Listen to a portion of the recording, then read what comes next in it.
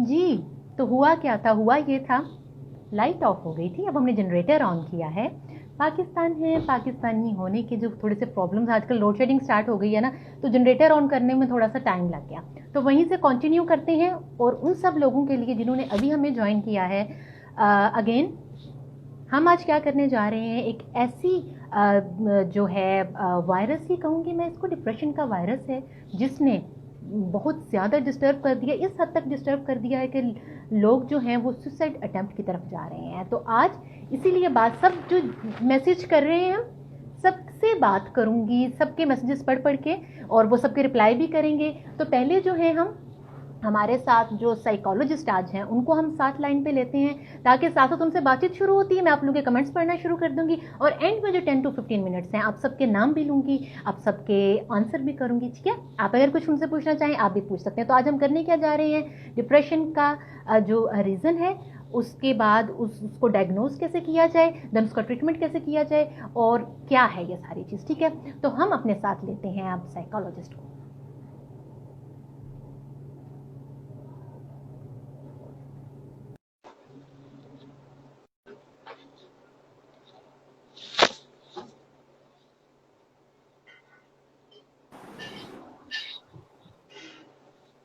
अस्सलाम वालेकुम। वालेकुम अस्सलाम। कैसी हैं आप? अल्लाह का शुक्र, अल्हम्दुलिल्लाह। आप कैसे हैं? आप कैसे हैं? बिल्कुल ठीक ठाक अल्हम्दुलिल्लाह। मैंने कह दिया ना मैं बहुत अच्छी हूँ, तो अपने मुँह मियाँ पीछे वाली बात हो जाएगी, इसलिए वैसे नहीं कहूंगी। नहीं नहीं, बिल्कुल आप भी बहुत अच्छी हैं, मैं भी बहुत अच्छा हूँ, और हमें सामने वाले भी सारे बहुत अच्छे हैं। माशाल्लाह। और अच्छा ये रहना चाहिए। और थोड़ी थोड़ी सी जो खराबियां हैं वो मैं चाहती हूँ कि जो कि मेंटल हेल्थ के इश्यूज हैं, आज हम उसके बारे में बात करें। हमेशा मैं बहुत ज्यादा, बिकॉज मेरे प्रोफेशन ऐसे हैं, मैं कॉस्मेटोलॉजिस्ट हूँ और मैं फैशन डिजाइनर हूँ, देन मैं एक्टिंग साइड, ये सब चीजें चलती रहती हैं। ये जो बेसिक चीजें होती हैं जिसमें आ जाते हैं कि जो लाइफ को टच करती हैं हेल्थ पॉइंट ऑफ व्यू से, तो उनको डिस्कस करना बहुत जरूरी होता है। तो हम सब की तरफ से आपको very warm welcome. Thank you very much, बहुत शुक्रिया आप सबका ज्वाइन करने के लिए, आपका मुझे इनवाइट करने के लिए। ये जरूरत थी, वो कहते हैं ना मौका भी है दस्तूर भी है, ये इस मौके की जरूरत थी कि हम इस चीज को डिस्कस करें। सबसे पहले विदाउट वेस्टिंग एनी टाइम, आपके जो है सवालात की बौछार करते हुए, पहली चीज ये कि मैं चाहूंगी आप बताएं डिप्रेशन क्या है। ये जो हम वर्ड यूज करते हैं बार बार, क्या डिफरेंस है स्ट्रेस में, डिप्रेशन में, टेंशन में, ये क्या चीजें हैं, ये बताइए। ठीक है, ये बहुत अच्छा सवाल है, और मैं इसके ऊपर काफ़ी जगहों पे बात करता हूँ, और बात करना ज़रूरी इसलिए क्योंकि लोग जो है एक लफ्ज़, वोकेबलरी के लफ्ज़ के तौर पे डिप्रेशन को यूज़ करते हैं कि मैं आज बहुत डिप्रेस हूँ या मैं बहुत डिप्रेशन फील कर रही हूँ, और फिर उसी को जो है वो समझते हैं कि उनको डिप्रेशन हो गया है। जो वोकेबलरी का लफ्ज़ है डिप्रेशन, उसमें और जो एक बीमारी है डिप्रेशन, उन दोनों में काफ़ी फ़र्क है, बहुत ज़्यादा फ़र्क है। आमतौर पर जब इन दोनों को मिक्स कर रहे होते हैं तो हम जो वोकेबलरी वाला डिप्रेशन है उसको हम कह लेते हैं सैडनेस, जो रोज़मर्रा उदासी होती है हमारी, हम उसको कहते हैं कि वो एक चीज़ है, और डिप्रेशन की बीमारी एक चीज़ है। रोज़मर्रा उदासी और डिप्रेशन के दोनों मुख्तलिफ कैसे हैं, ये बताने से पहले ज़रूरी है कि मैं आपको बता दूं कि डिप्रेशन है क्या। डिप्रेशन बेसिकली कोई 10 के आसपास, 10 से कुछ ज़्यादा सिम्टम्स हैं मुख्तलिफ तरह के।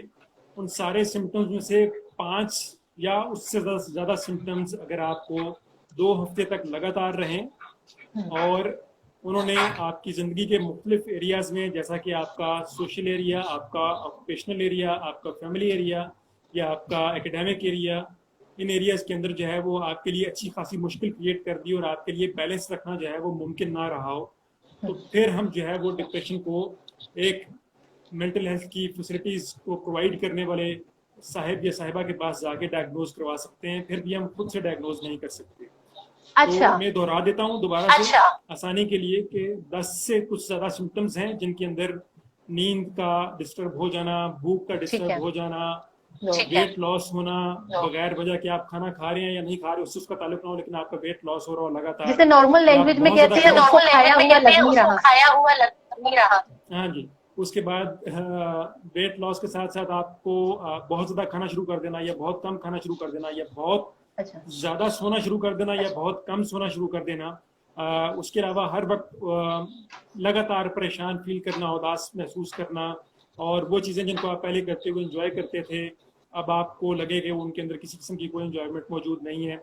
सुसाइडल थॉट्स हो सकती हैं, सुसाइड से रिलेटेड थॉट्स हो सकती हैं। तो ये कोई 10-11 के करीब कुछ ज़्यादा सिम्टम्स हैं जो हैं, और इनमें से 5 सिम्टम्स का होना बहुत ज़्यादा ज़रूरी है या उससे ज़्यादा, और लगातार 2 हफ्ते तक रहना बहुत ज़्यादा ज़रूरी है।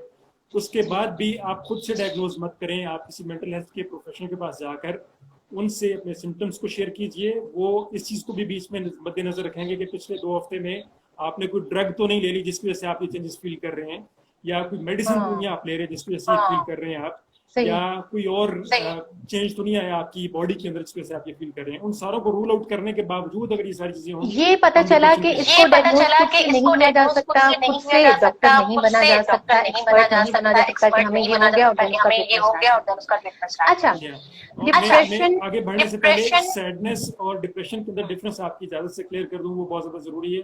क्योंकि जब मैंने पहले जिक्र किया था कि वोकैबुलरी वाले डिप्रेशन में और जो डिप्रेशन एक बीमारी है उनमें फर्क है। और वोकैबुलरी वाली डिप्रेशन को हम सैडनेस कह लेते हैं आसानी के लिए।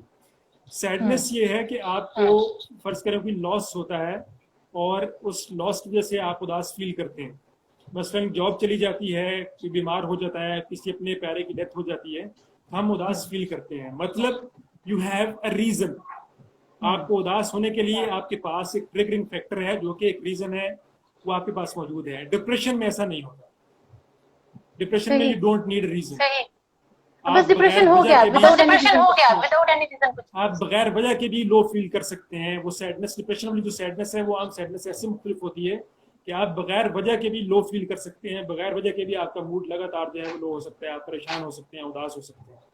उसके अलावा अगर आप आम सैडनेस की बात करें तो उसमें आप अपनी रूटीन की एक्टिविटीज को एंजॉय करते रहते हैं किसी हद तक, लेकिन डिप्रेशन में आपकी रूटीन की एक्टिविटीज जो है वो तकरीबन खत्म हो जाती हैं, उनको आप एंजॉय नहीं कर पाते।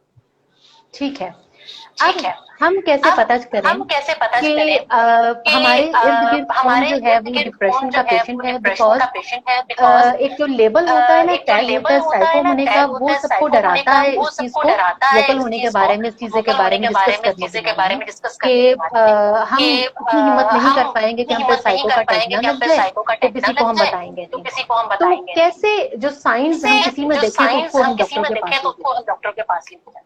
साइंस देखें, लगातार आपके सामने कोई अगर उदास रहता है और लगातार वो रूटीन की एक्टिविटीज जो आपके साथ पहले एंजॉय किया करता था या एंजॉय किया करती थी वो अब एंजॉय नहीं कर रहे, और वो आपको लग रहा है कि पिछले कुछ हफ्तों से लगातार जो है वो एक डिसइंटरेस्टेड सा, एक इंटरेस्ट नहीं किसी किस्म का भी किसी चीज। ठीक है, तो ये कुछ ऐसी चीजें हैं जिनको आपको देखना चाहिए और ऑब्जर्व करना चाहिए आसपास अपने मौजूद लोगों के जिनके साथ आप रहते हैं, टाइम गुजारते हैं।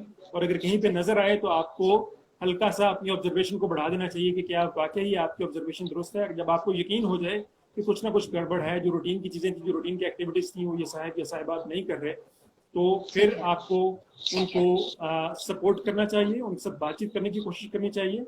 और अगर आपको किसी जगह पे लगे कि उनको प्रोफेशनल हेल्प की जरूरत है तो उस प्रोफेशनल हेल्प को उनके लिए, क्योंकि आपको प्यारे होते हैं, अगर आप उनको अरेंज करके दें तो बहुत ज्यादा अच्छा है। सही। अच्छा, अब हम डिप्रेशन की बात करते हुए एक तो बात आपने ये बता दी, ये तो फिर एक पॉइंट ही यूजलेस हो गया कि ये इसके लिए कोई रीजन होना जरूरी है, मतलब ये विदाउट एनी रीजन भी हो सकता है। अब इससे कैसे बचा जाए कि अगर इससे कोई रीजन ही नहीं और फिर भी डिप्रेशन हो सकता है, तो फिर इससे बचाव के लिए हम क्या कर सकते हैं? जी, वो जो क्लैरिटी मैंने दी थी वो सैडनेस और डिप्रेशन के दरमियान में दी थी। सैडनेस के लिए आपको हमेशा रीजन होगी जो रूटीन की सैडनेस है, और डिप्रेशन जो है उसके लिए किसी रीजन की जरूरत नहीं होती है। डिप्रेशन वाली सैडनेस में आपको सैडनेस होती है, उसके लिए उसके पीछे कोई रीजन नहीं होती है कि मेरा ये चला गया, मेरा ये गुम हो गया, वो रीजन नहीं चाहिए आपको। तो वो किया था। लेकिन डिप्रेशन होता क्यों है, उसकी वजूहत क्या है? उनमें जेनेटिक रीजन हो सकती हैं कि आपकी फैमिली के अंदर आ रहा हो ये। उसके अलावा जी हाँ, आपकी फैमिली के अंदर आ रहा हो तो जेनेटिक रीजंस हो सकती हैं, आपको आगे बच्चों को ट्रांसफर हो सकता है। उसके बाद आपने कोई आप कहिए कि कोई बहुत बड़ा सोशल इवेंट हुआ हो, कोई बहुत बड़ा लॉस हुआ हो आपका, उससे आप प्रॉपर्ली डील ना कर पाए लंबे अरसे तक, तो उसकी वजह से भी हो सकता है। उसके अलावा ड्रग्स इंड्यूस्ड भी हो सकता है, आप ड्रग्स लेते हैं उनकी वजह से भी हो सकता है। तो मल्टीपल रीजंस होती हैं जिनकी वजह से जो है वो मींस जो सैडनेस है वो डिप्रेशन की साइड से नहीं जी जी। तो इसके मैं बचाव आपको के लिए हम डिप्रेशन से बचे रहें, आप ऐसी क्या टिप देंगे कि डिप्रेशन से बचे रहें?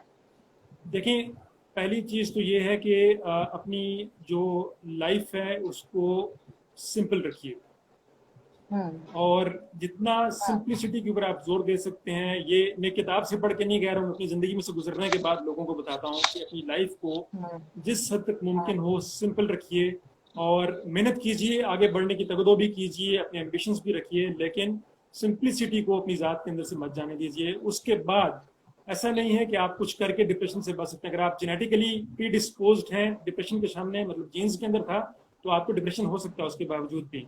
तो लाइफ को एक्सपेक्ट कीजिए कि लाइफ किसी भी टाइम पे भी कोई भी चीज़ आपके सामने थ्रो कर सकती है, आपके सामने कोई भी सिचुएशन हैंडल करने के लिए थ्रो कर सकती है, और उसके लिए तैयार रहिए। मेंटल हेल्थ को खास तौर पे, डिप्रेशन हो या मेंटल हेल्थ का कोई भी और इशू हो, उससे डील करने के लिए सबसे आम तरीन चीज़ ये है कि आप ये मानिए कि ज़िंदगी में कभी ना कभी आपको किसी न किस्म की मेंटल हेल्थ से रिलेटेड हेल्प की, असिस्टेंस की ज़रूरत पड़ेगी, और आपको जब भी पड़ेगी आप पहली फुर्सत में उस मदद के लिए पहुंचेंगे, वो मदद लेने के लिए पहुंचेंगे। लोग बहुत देर करके आते हैं, और ये ये देखिए, उनके लिए अब भी नुकसान ये वाली बात है। इट मीन्स के ये एक ऐसी बीमारी है जिसका जो है कनेक्शन, वो कनेक्टेड है बाकी सब लोगों के साथ। उनके बिहेवियर से ये बढ़ सकता है, उनके बिहेवियर से ये कम हो सकता है। जी हाँ। आपका जो सपोर्ट सिस्टम है आपके आसपास जो मौजूद है, वो सपोर्ट सिस्टम अगर आपको सपोर्ट करे तो डिप्रेशन इज ट्रीटेबल। ये ट्रीटेबल है, ऐसा नहीं है कि ये ट्रीटेबल नहीं है। और ट्रीटमेंट के अंदर बहुत बड़ा रोल जो है वो आपके सपोर्ट सिस्टम, जो आपकी फैमिली है, आपके दोस्त हैं, आपकी कॉलीग्स हैं, वो कितने केयरिंग हैं, वो कितना उस वक्त आपको आपके डार्क मोमेंट्स में आपके साथ रहते हैं, या आपको वो जो टनल विजन क्रिएट हो जाता है इस बीमारी की वजह से या और मेंटल हेल्थ कंडीशन की वजह से, उस टनल विजन से आपको डिफरेंट पर्सपेक्टिव्स किस तरीके से वो प्रोवाइड करते हैं। इस तरह के हालात में हम अपने आप को समझने की बहुत अच्छी पोजीशन में नहीं होते। तो अगर हमें आसपास के लोग जो है वो हमारे पर्सपेक्टिव से मुख्तलिफ कुछ इंसाइट्स जो कि हमारे अंदर मौजूद हों लेकिन हम देख ना पा रहे हों, अगर वो हमें प्रोवाइड करें, तो हमें चीज़ों को एक नए एंगल से देखने का, एक नए एंगल से समझने का और ऑब्जर्व करने का मौका मिलता है, और काफ़ी सपोर्ट मिलती है उससे, बहुत ज़्यादा। अगर किसी के स्पोर्ट से, किसी के पॉजिटिव बिहेवियर से ये ठीक हो सकता है, तो किसी के नेगेटिव बिहेवियर से ये खराब भी हो सकता है, उसकी कंडीशन बहुत खराब भी हो सकती है। जी बिल्कुल ऐसा ही है। अगर कहीं पे उसको सपोर्ट नहीं प्रोवाइड की जा रही होगी और उसकी जो मेंटल हेल्थ कंडीशन होगी उसके बारे में कुछ जजमेंट्स पास की जा रही होंगी कि नजर कुछ नहीं आ रहा और तुम कह रहे हो कि मैं बीमार हूँ, कैसे बीमार हो तुम, बिल्कुल ठीक ठाक होते, करते हो, 3 रोटियां खाते हो, सारा दिन सोते हो, सारी रात सोते हो। तो बेसिकली वो जो ज्यादा रोटियां खा रहे हैं या कम खाना खा रहे हैं या ज्यादा सो रहे हैं, वो सारा भी उस सिम्टम के अंदर शामिल हो जाता है। लेकिन वो बाकी सिम्टम्स के साथ 5 से 5 से ज्यादा सिम्टम्स जो है वो जरूरी है। मैं 2 हफ्ते से ऊपर के लिए फिर हम इस तरह के डायग्नोसिस की तरफ जाएंगे, वो भी मेंटल हेल्थ के प्रोफेशन के थ्रू। तो लोगों का पॉजिटिव या नेगेटिव रवैया और पॉजिटिव या नेगेटिव कमेंट्स जो हैं वो हमारे लिए अच्छी या बुरी आउटकम्स जो हैं उनको डिसाइड कर सकते हैं। काफ़ी हद तक हम इफेक्ट हो सकते हैं उनसे। मैं नहीं कह रहा कि होते हैं, लेकिन हो सकते हैं। ठीक है, मीन्स बहुत से एलिमेंट हैं जो इसको बढ़ाने में और इसको कम करने में इन्वॉल्व है, उसमें बिहेवियर भी आ जाता है, उसमें बहुत सी चीजें। अच्छा, अब एक बात यहाँ पे, ऐसा कौन सा पॉइंट आता है डिप्रेशन में, क्या इंसान सोच लेता है कि अब बस सुसाइड कर लेनी है, अब बस क्या स्टेज होती है कि इंसान ये सोच लेता है? देखिए, सुइसाइड जो है ये एक सेंसिटिव टॉपिक है, और मैं इसके ऊपर बात करते हुए मैं थोड़ी सी मुख्तलिफ राय रखता हूँ काफ़ी सारे लोगों से इस सिलसिले में। मुझे लगता है कि सुसाइड प्रिवेंशन में जितनी भी बातचीत होती है मीडिया के अंदर, वो सारी की सारी इस चीज़ के ऊपर फोकस्ड होती है कि आप दूसरे लोगों को क्या करना चाहिए। और मैं बिल्कुल कहता हूँ इसके ऊपर बात होनी चाहिए, लेकिन जब भी सुसाइड से रिलेटेड कोई वाकया होता है तो सारी की सारी जो मीडिया अटेंशन है वो इस तरफ चली जाती है कि दूसरे लोगों को उस फर्द को बचाने के लिए क्या करना चाहिए था। मैं समझता हूँ कि उस फर्द के ऊपर भी उसको भी एजुकेट करने के लिए, उसको अवेयरनेस देने की भी बहुत ज़्यादा ज़रूरत है। हमें खुद को, मैं इस बात को छुपाता नहीं हूँ, मेरा जो साइकोलॉजिस्ट बनने का सफर स्टार्ट हुआ था वो सुसाइड अटेम्प्ट से स्टार्ट हुआ था, जो कि फेल हुई थी। तो वहीं से मैं साइकोलॉजिस्ट बना। जी, ये 15-16 साल पहले की बात है, और मैं कुछ लम्हे पहले पकड़ा गया और उसके बाद जो है हॉस्पिटल में एडमिट हुआ और फिर सारी चीज़ें हुई मेरे साथ जो भी होती हैं, एंड देन वहाँ से मैंने फैसला किया कि यार ये तो यहाँ पे तो कोई ठीक नहीं करेगा, मुझे खुद ही साइकोलॉजिस्ट बन के अपने आप को ठीक करना पड़ेगा। तो मेरी जर्नी वहाँ से स्टार्ट हुई। तो मैं पर्सनल एक्सपीरियंस के थ्रू कह रहा हूँ, मुझे लगता है कि दूसरों को कहने के बजाय जो फर्द इससे गुजर रहा है उसको अगर हम पावर करें, उसको अगर हम अवेयरनेस दें, उसको हम बताएं कि कोई स्टिग्मा अटैच्ड नहीं है। आप कितनी भी बड़ी सेलिब्रिटी हैं, आप कितने भी बड़े प्रोफेसर हैं, आप कितने भी बड़े ऑफिसर हैं, आप कितनी ही बड़ी जिम्मेदारियां भी नहीं निभा रहे, आपके पास कमजोर होने का, वल्नरेबल होने का, बाज औकात परेशान हो जाने का मार्जिन मौजूद है। चाहे आप वजीर आजम हैं, चाहे आप डोनाल्ड ट्रंप हैं, चाहे आप दुनिया चला रहे हैं, आपके पास उस लेवल पे तो आई थिंक परेशानियों के लेवल भी ज्यादा हाई हो जाते हैं। नॉर्मली छोटी छोटी होती है परेशानियां, ऐसा नहीं हो गया वैसा, क्योंकि हमें ये ड्रेस नहीं मिला, लड़कियों की क्या होती है परेशानियां, हमें ये नहीं मिला, उस लेवल पे तो फिर वो आपकी रिस्पॉन्सिबिलिटी होती है। आपने पूरे जो मुल्क के जवाबदेह होते हैं, मुल्क से बाहर बाकी सबके साथ जो कंपटीशन है वो तो ऐसी चीज है, बट आप आवाम को भी जवाबदेह होते हैं। हर चीज को बर्दाश्त करना, और उस लेवल पे तो टेंशन का लेवल ही कुछ और है। बिल्कुल, कहने का मतलब ये है कि आप कितने भी बड़े फर्द क्यों नहीं है, कितनी भी बड़ी जिम्मेदारियां क्यों नहीं निभा रहे, आप कुछ भी हैं, कितने भी पढ़े लिखे क्यों नहीं है, कितने भी ज्यादा रिलीजियस क्यों नहीं है, आपको अगर लगता है कि आपको हेल्प की जरूरत है तो अपनी सारी पोजीशंस को भूल जाइए, खुदारा अपनी रिस्पॉन्सिबिलिटीज को भूल जाइए, अपने टैग्स को भूल जाइए दुनिया में मिलते हैं, और अपनी पसंद के किसी भी मेंटल हेल्थ प्रोफेशनल के पास जाकर अपनी सिचुएशन को बताएं कि आप उसको कमजोर। अभी ये देखिए एक बहुत बड़ी बात है, आपने भी कहा कि ये जो इसको डायग्नोज करना है वो एक एक्सपर्ट की कर सकता है, और अभी आपने खुद ही अपना एक्सपीरियंस बताया कि आप जब इस प्रोफेशन की तरफ आए वो भी एक ऐसे वर्स एक्सपीरियंस के बाद कि आप को ये लगता था कि मुझे ट्रीट नहीं सही किया जा रहा, तो इस वजह से फिर आपने सोचा कि मुझे इस चीज में आना चाहिए, मुझे एक्सपर्ट बनना चाहिए, मुझे बाकियों को भी ये जो है गाइडलाइन देनी चाहिए। तो कैसे हम ये कैसे डायग्नोज करें कि कौन सही से एक्सपर्ट है, और हमें आंखें बंद करके जो जितने भी ट्रीटमेंट है उसको फॉलो करना चाहिए, इसकी बात फॉलो। ये बहुत अच्छा सवाल है और बहुत सादा सवाल है। अच्छा इसलिए है क्योंकि ये सवाल बहुत ज्यादा होता है, और सादा इसलिए है, मैं इसको अपने पर्सनल एक्सपीरियंस से आपको बताऊंगा। मैं जब हॉस्पिटल में एडमिट था और जिन लोगों के बारे में मैं कह रहा हूँ कि मुझे अच्छी तरीके से ट्रीट नहीं किया गया था, वो एक पैनल था 3 डॉक्टर्स का, इसमें 2 साइकोलॉजिस्ट थे गालिबन और एक साइकियाट्रिस्ट थे, या 2 साइकियाट्रिस्ट एक साइकोलॉजिस्ट था। मैं एक मैट्रिक पास लड़का था, और मैं बकरियां चराने वाला लड़का था, गांव में रहने वाला लड़का था, और मैं उस वक्त चौकीदारी किया करता था। पिछले 4 साल से मैं चौकीदारी कर रहा था, मतलब मेरी रिस्पॉन्सिबिलिटी चौकीदारी करना थी। मैं एक हम्बल सी फैमिली से ताल्लुक रखता था। मुझे आइडिया हो गया था मैट्रिक पास होने के बावजूद और एक चौकीदार होने के बावजूद और एक गांव का लड़का होने के बावजूद के मुझे सही तरीके से ट्रीट नहीं किया। I never felt attended।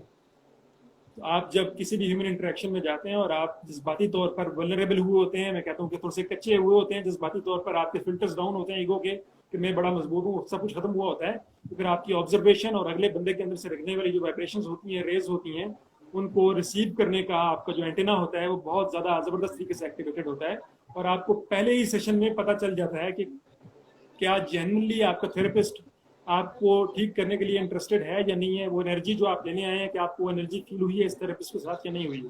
अगर पहले में नहीं लगता तो आप दूसरे सेशन में कम से कम इस बात का अंदाजा लगा लेते हैं। और उसके अलावा आप देखिए कि मुझे लगता है कि सबसे इंपॉर्टेंट चीज जो किसी थेरेपिस्ट के अंदर आपको देखनी चाहिए वो ये होनी चाहिए कि नंबर 1 वो जजमेंटल ना हो। आपने अपनी लाइफ में बदतरीन डिसीजंस लिए हो सकते हैं, जो कि रिलीजियसली भी गलत हो सकते हैं, सोशली भी गलत हो सकते हैं, लीगली भी गलत हो सकते हैं, लेकिन जब आप सर्विसेज उसके पास लेने गए हैं, अपनी मेंटल हेल्थ के इश्यूज को डिस्कस करने गए हैं, तो आप उससे ये टैग लगवाने नहीं गए कि आप बहुत बड़े गुनाहगार हैं, ना आप उससे ये टैग लगवाने गए कि आप बहुत बड़े मुजरिम हैं, या आप उससे ये टैग लगवाने गए हैं कि आप तो बड़े अजीब गरीब किस्म के आदमी हैं। इस तरह का कोई टैग उसको नहीं लगाना चाहिए। हाँ, हर वो बिहेवियर जो बड़ा इम्पोर्टेंट पॉइंट आपने बताया, हर वो बिहेवियर जो आपके लिए या आपके आसपास मौजूद लोगों के लिए खतरनाक है, आपके साइकोलॉजिस्ट को उसका इनसाइट आपके साथ मिलकर डेवलप करवाना चाहिए आपका, ताकि आप खुद एक प्रॉब्लम के सोल्यूशन तक पहुंच पाए। बिल्कुल, ना कि आप जाके टेंशन का शिकार हो जाएं कि ये तो हम तो सॉल्व करवाने गए थे तो मजीद शर्मिंदगी का सामना करके आ। अच्छा, अब मुझे ये बताइए, यहाँ पे अभी हम ये तो बात कर रहे हैं कि बिहेवियर कितना काउंट करता है इसको ठीक करना है, और इसको या फिर कितना खराब। ओरल मेडिसिन जो कि हम टैबलेट्स की शक्ल में ले लें या जो इंजेक्शन है, वो क्या हेल्पफुल होती है इसको सॉल्व करने में? देखिए, डिप्रेशन के अंदर जो है वो डिप्रेशन की कैटेगरीज हैं। आप कहिए कि थोड़ी सी माइल्ड लेवल का डिप्रेशन होता है कैटेगरी में, फिर मॉडरेट होता है, फिर सीवियर होता है। तो जो माइल्ड लेवल की कैटेगरी है उसके अंदर खाली टॉक थेरेपी या जो कॉग्निटिव बिहेवियर थेरेपीज हैं मुख्तलिफ, उनको इस्तेमाल करते हुए हम उसको ट्रीट कर सकते हैं। लेकिन मॉडरेट जब और सीवियर जब वो डिप्रेशन होता है तो उसमें हमें मेडिकेशन और कॉग्निटिव बिहेवियर थेरेपीज का जो एक मजमूआ है जो भी उस पेशेंट के लिए सूटेबल हो, उसको हमें मिला के जो है वो करना पड़ता है। उसके बाद जो है वो ट्रीटमेंट होती है। मेडिकेशन जो है, अगर आपके ब्रेन में केमिकल इम्बैलेंस है तो फिर मेडिकेशन के अलावा कोई चारा नहीं बचता, फिर आपको मेडिकेशन लेनी पड़ती है। सही। बेस्ट आइडिया यही फूड होता जो है है, डिप्रेशन के अंदर। अब ये बताइए वो कितना जो है, आपने भी बताया कि इस कंडीशन में या तो कम खाना शुरू हो जाते हैं या ज्यादा, मीन्स स्टोमक की जो डिस्टर्बेंस है सबसे पहले होती है। और मैंने भी अक्सर ये फेस किया है, एक्सपीरियंस किया है, देखा है, जो कोई भी टेंशन में होता है सबसे पहले या तो उसकी भूख खत्म होती है या वो ओवर ईटिंग स्टार्ट कर देते हैं। जो और अपनी अगर अच्छी पसंद का खाना देख के मूड फ्रेश भी हो जाता है, अच्छा खाया जाता है, तो फूड किस हद तक इम्पोर्टेंट है एनर्जी बूस्ट करने के लिए, उस जो है डिप्रेशन लेवल को कम करने के लिए, क्या इसका कितना पार्ट है? दो तीन चीजें बड़ी इंपॉर्टेंट है। आपकी बॉडी, कहते हैं कोई treat your body like a temple. अपनी बॉडी को एक मंदिर, जिस तरीके से आप मंदिर या मस्जिद को साफ रखते हैं, उसको प्रॉपरली उसके अंदर आप हर चीज की काट छांट करते रहते हैं, तो बिल्कुल कहते हैं treat your body like a temple. और उसके अंदर सबसे इंपॉर्टेंट चीज, सबसे अहम गिफ्ट जो आप अपनी बॉडी को दे सकते हैं, सॉरी मुझे हिचकी लगी हुई है और मैं उसको रोकने की कोशिश कर रहा हूँ बीच बीच में। It's okay, no issue. मैं इतनी देर में कमेंट्स भी हमारे जो है वो काफी परेशान है क्योंकि कमेंट्स भी बड़े ज्यादा बहुत ज्यादा हो गए हैं, हमें कैसे पढ़ोगे? अच्छा, तो आप कमेंट्स पढ़ लीजिए, अगर कुछ सवाल है हमारे सामने तो आप तो भी रख लीजिए। जी जी, आप मुझे बताइए मित्र टाइम में जो है कमेंट्स के साथ। तो जो फूड है, जो दो बेहतरीन गिफ्ट आप अपनी बॉडी को दे सकते हैं, उनमें एक तो फूड है कि आप प्रॉपर फूड ले रहे हो और टाइम पे फूड ले रहे हो, ये नहीं कि आप रोजाना अपने टाइमिंग्स को चेंज कर रहे हो। और दूसरा है आपकी स्लीप, आप नींद को बेहतर से बेहतर करने की और बेहतर से बेहतर टाइम पे सोने की जो है वो आप कोशिश कर रहे हैं। तो अगर आप ये दोनों काम कर रहे हैं और एक्सरसाइज कर रहे हैं तो एक हेल्दी बॉडी जो होती है वो काफी ज्यादा सपोर्ट करती है आपको डिप्रेशन या किसी भी और मेंटल हेल्थ के इशू से डील करने के लिए। आमतौर पर जब हम डिप्रेशन या मेंटल हेल्थ इश्यूज में जाते हैं तो हम अपनी बॉडी को या उसकी नीड्स को भी इग्नोर करना शुरू कर देते हैं और हम साइकोलॉजिकली तो वल्नरेबल हुए होते हैं, लेकिन हम फिजिकली भी अपने आप को काफी वल्नरेबल कर देते हैं। ये कोई अच्छी स्ट्रेटजी नहीं होती है। दिल चाहे या ना चाहे कोशिश करें कि दुरुस्त वक्त पे सोएं और दुरुस्त वक्त पे खाएं और मुनासिब खाएं।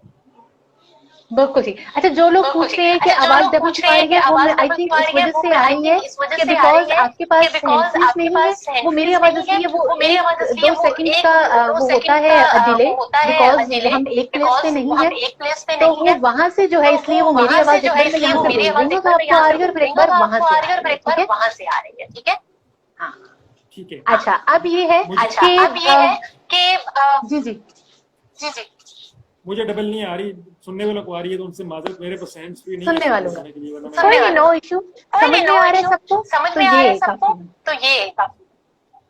अच्छा, तो अब इसमें ये है कि यहाँ पे आपने एक्सरसाइज का कहा, अब एक्सरसाइज में भी बहुत सारी आजकल वैरायटीज हैं, जुम्बा है, फिर वो देन कार्डियो है, फिर बहुत से लोग योगा के साथ। आप क्या रिकमेंड करते हैं मेंटली पीस के कौन सी एक्सरसाइज है जो कि ज्यादा है? हल्की फुल्की कोई भी एक्सरसाइज, वो कहते हैं 1 kilometre is better than nothing kilometre. तो आप जो है तो बिल्कुल कोई भी हल्की फुल्की सी एक्सरसाइज जो जिससे आपकी बॉडी के मुख्तलिफ मसल्स जो है वो मूव हो, अपनी नॉर्मल पोजीशनिंग जो उनकी है उससे कुछ डिफरेंट लैंग्वेज जो है उनको एक्सपीरियंस करने का मौका मिले, तो वो आपके लिए हेल्पफुल होगी। ये क्यों हेल्पफुल होगी?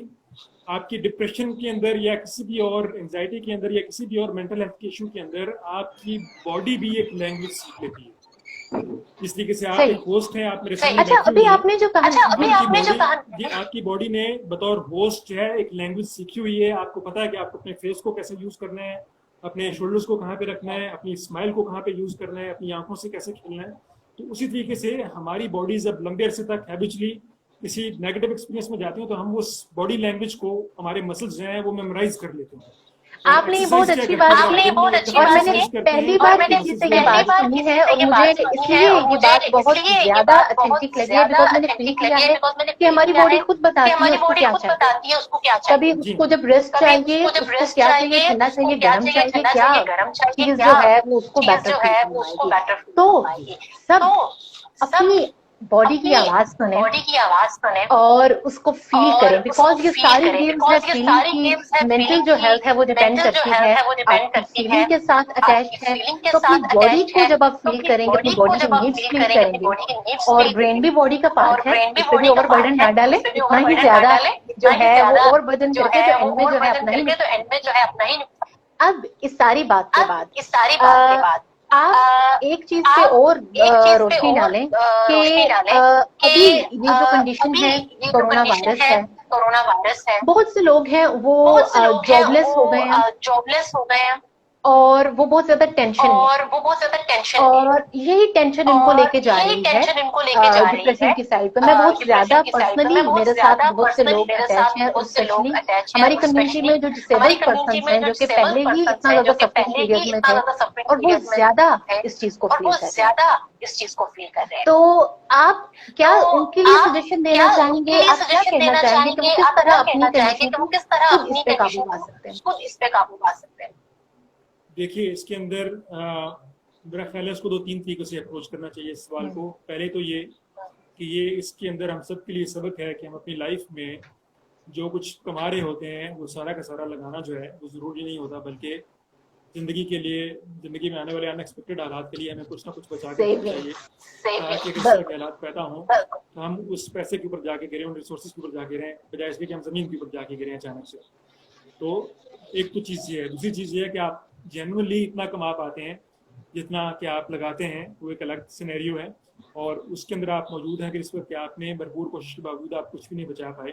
तो फिर मैं ये कहूँगा कि इसमें जो लोग इस सिचुएशन से गुजर रहे हैं उससे कहीं ज़्यादा हम जैसे लोग जो इस वक्त अपना खाना अफोर्ड कर सकते हैं और ज़्यादा नहीं तो 2-4 एक किसी के भी हेल्प कर सकते हैं, तो हम लोगों को बतौर इंडिविजुअल्स और बतौर सोसाइटी, बतौर कम्युनिटी भी जो है वो सामने आना चाहिए ताकि उनको हम सपोर्ट कर सकें।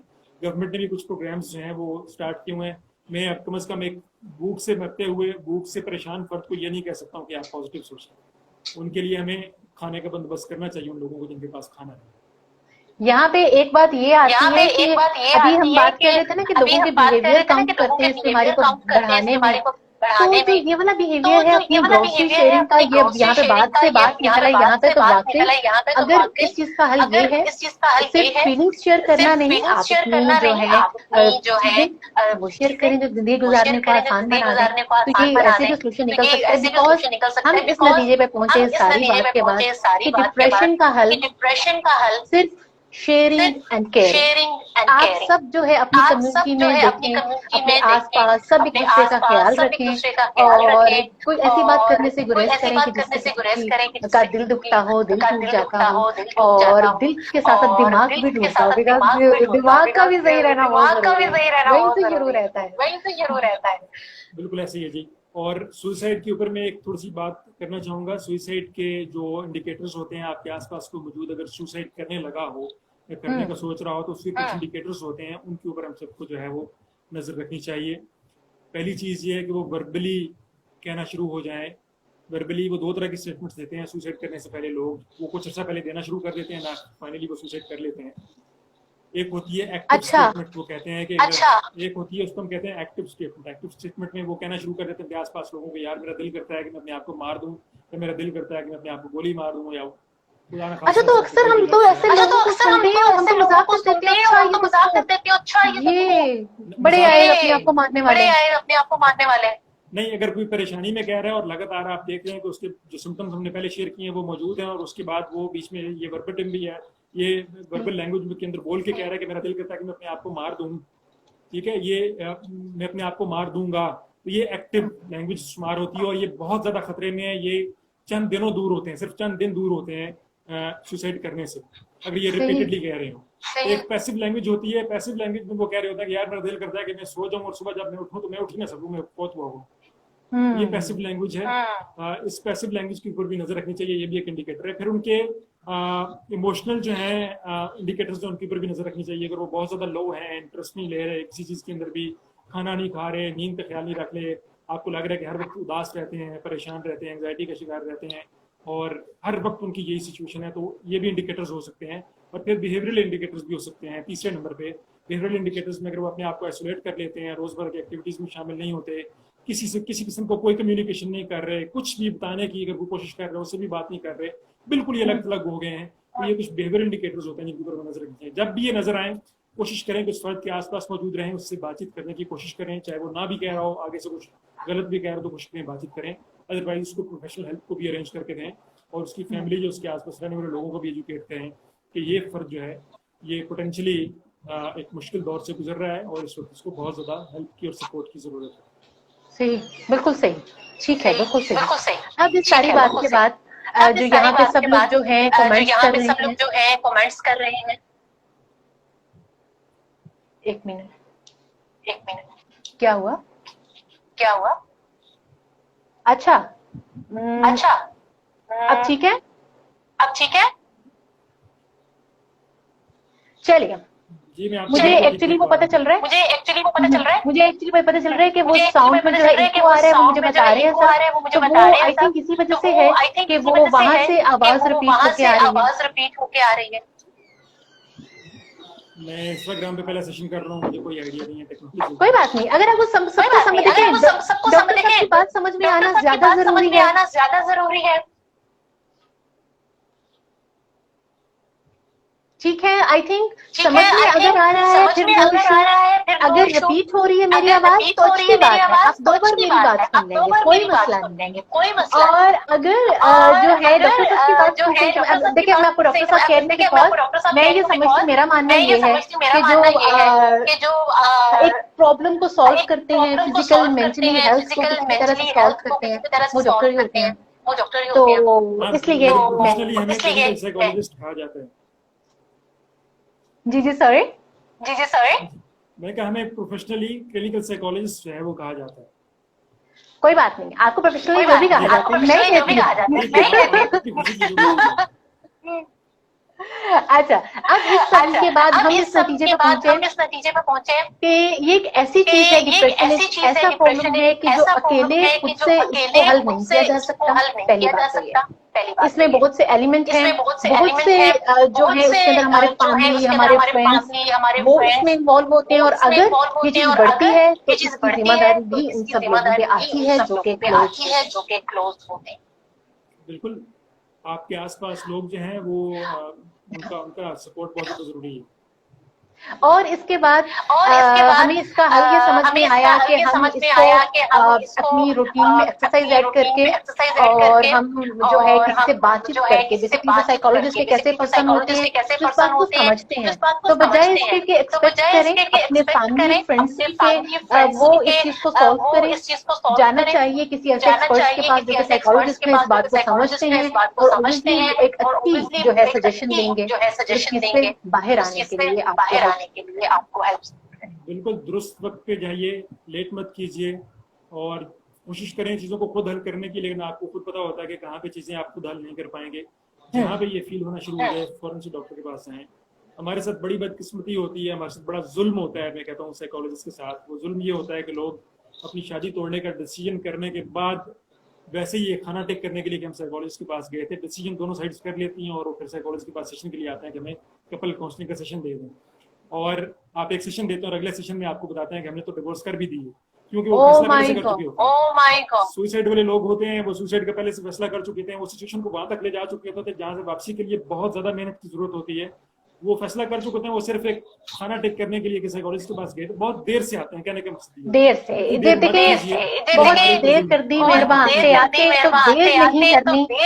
कोई भी चीज है अगर टाइम से पता चल जाएगा टाइम से हो जाएगा। अब हम थोड़ा सा कमेंट्स की तरफ आते हैं। जी आवाज रिपीट हो रही है, पता चल गया, सबको पता है। अगर आवाज रिपीट हो रही है तो समझ में आ रहा है तो ठीक है।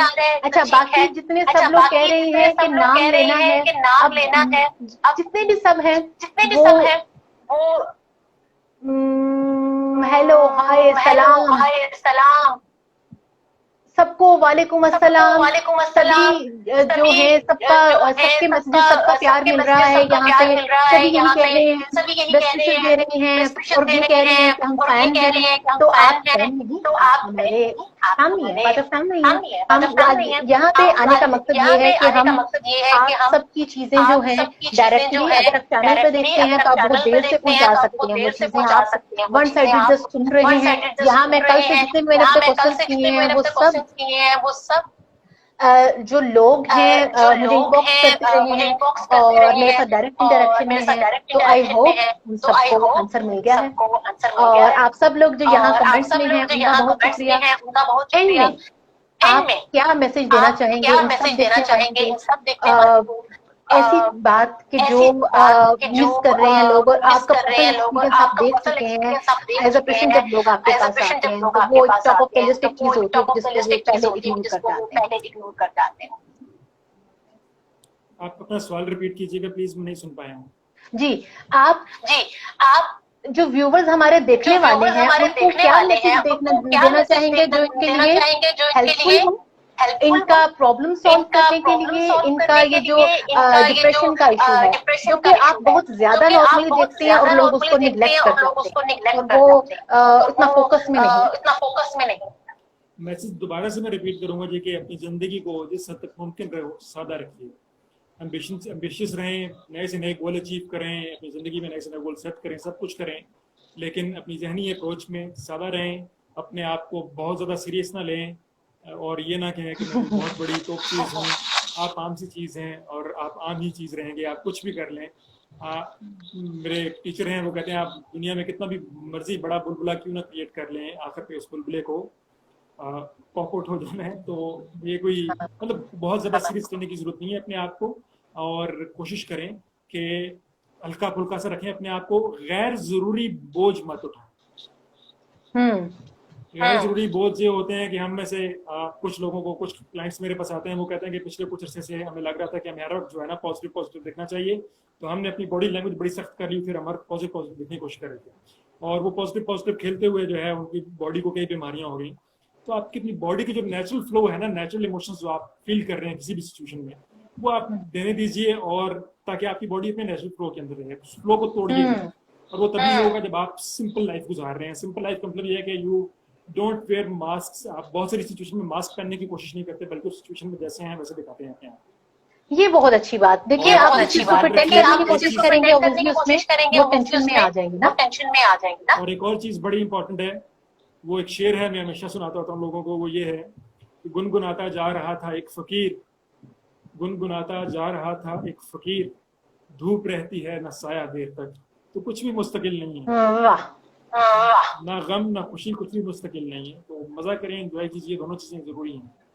जी तो मेरे मुताबिक जो ये डॉक्टर साहब है, मेरे मुताबिक तो मैं तो होंगी डॉक्टर तो उनका कहना भी यही है कि जितना ज्यादा खुश रहे, हैप्पीनेस को फील करें, मोमेंट्स निकालें। पानी का ग्लास अगर आधा भरा हुआ है तो वो भरा हुआ देखिए, खाली ना देखिए। वहां से देखेंगे तो फिर तो आपको वही नजर आएगा। और अपनी तरफ से मैं ये कहना चाहूंगी आप सबको कि आप जब एक्सपेक्टेशन रखते हैं ना किसी इंसान से और फिर वैसा नहीं होता तो फिर आपको दुख होता है। तो एक्सपेक्टेशन या अपनी जो एक कनेक्शन, कुछ मांगने का, कुछ लेने का, वो अल्लाह ताला के साथ रखें। तो आई थिंक जो है बहुत आसान हो जाएगी हर चीज। आपका छोटी छोटी चीजों पे दिल भी नहीं दुखेगा। और बहुत सी चीजें ऐसी हैं कि जो अपने गिले शिकवे हैं वो आप लोगों से कनेक्ट डायरेक्ट अल्लाह से करें, जो कि 70 माओ से ज्यादा प्यार है। तो आई थिंक बहुत सी चीजें आसान हो जाएंगी, आपको जो है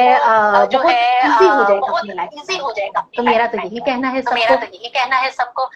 सब जितने यहाँ कमेंट्स में देख रहे हैं और हमसे बात करना चाह रहे हैं, सभी यहाँ पे क्वेश्चन फिलहाल इतने नहीं पूछे जा रहे, सभी अपना प्यार का इजहार कर रहे हैं और अपनी बेस्ट विशेस दे रहे हैं। तो आप भी एक बार अपने जो है सब देखने वालों को जो है उसका रिप्लाई कर लें बेस्ट विशेस का। जी, जितने भी दोस्त सहेलियां हमारे जो हैं वो देख रहे हैं इस सारे सेशन को और उन्होंने ज्वाइन किए रखा है इसके दौरान में, आए और चले गए, उन सब का बहुत बहुत शुक्रिया